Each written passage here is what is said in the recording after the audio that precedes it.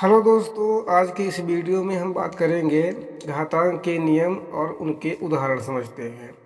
आज के इस वीडियो में आप घातांक के नियम सीख जाएंगे और उन घातांकों का प्रयोग कैसे किया जाता है सवाल में। इनमें से आप कुछ जानते भी होंगे। यहाँ पर लिखा हुआ है कि ए की पावर m गुणे ए की पावर n लिखा हुआ है, तो इसमें हम लिख सकते हैं कि ए की पावर m धन n, ये ए की घात m धन n, क्योंकि जो गुणे में आधार एक समान रहती है, यानी ए आधार एक आधार अगर एक जैसे हैं तो गुणे में घातें जुड़ जाती हैं। बस यही चीज़ हमें ध्यान में रखना है।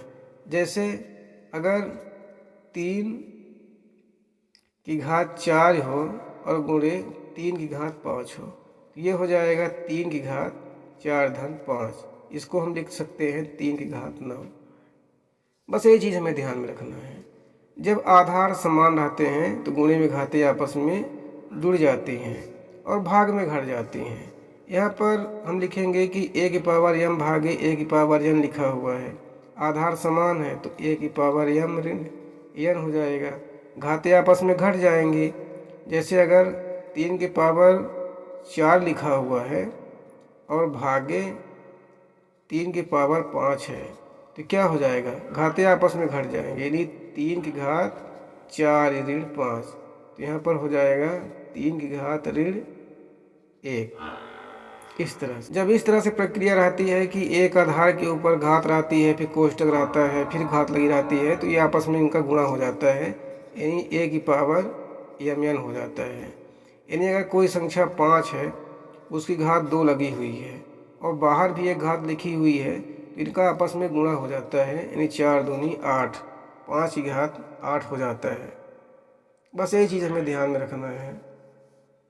यहाँ ए की पावर m लिखा हुआ है तो ए की पावर m को हम इस तरह से ले सकते हैं कि 1 बटा ए की पावर ऋण m, और अगर ए की पावर ऋण m लिखा हुआ है तो उसको हम सीधे इस तरह से ले सकते हैं। और अगर ए की पावर ऋण m लिखा हुआ है, अगर ए की पावर ऋण m लिखा हुआ है, कोई संख्या घात है जो ऋण में है, तो उसको हम लिखेंगे ए की पावर m, 1 बटा ए की पावर m, यानी ये व्युत्क्रम टाइप का हो जाता है।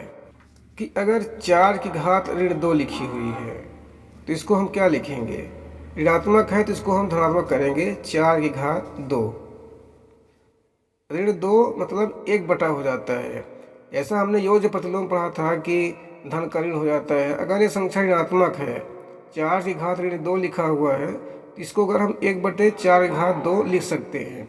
और अगर 1 बटे 4 की घात 2 लिखा हुआ है तो इसको हम 4 की घात ऋण 2 लिख सकते हैं। यही यहाँ पर a बटे b लिखा हुआ है और बाहर n घातांक लगी हुई है, तो n जो है तो इसकी भी घात है और इसकी भी घात है। इसको हम लिखेंगे कि a n की भी घात है और b की भी घात है। a की पावर 0 लगी हुई है यहाँ पर, ये सबसे इम्पोर्टेंट बात होती है।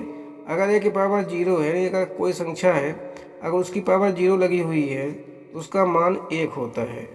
यहाँ पर a की पावर n है और बराबर b हो, a की पावर n हो बराबर में b लिखा हुआ है, तो जो a बराबर होता है वो a की घात 1 बटे b होता है। ये व्युत्क्रम घात सूत्र है। ये यहाँ पर लिखा हुआ है x बटे बाई की घात ऋण m, तो अगर x बटे बाई की घात ऋण m है तो अगर हमको ये धनात्मक करना है तो इसका व्युत्क्रम हो जाएगा, यानी संख्याएं पलट जाती हैं, यानी बाई बटे x हो जाएगा और जो घात है वो धनात्मक हो जाएगी। हर का अंश अंश का हर हो जाएगा और ये घात धनात्मक हो जाएगी। जैसे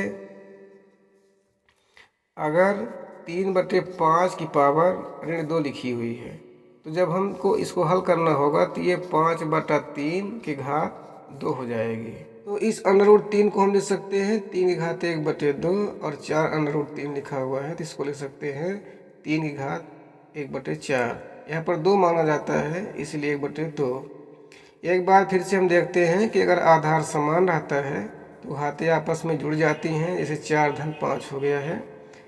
और अगर आधार एक समान रहता है और भाग करना है तो घातें आपस में घट जाती हैं।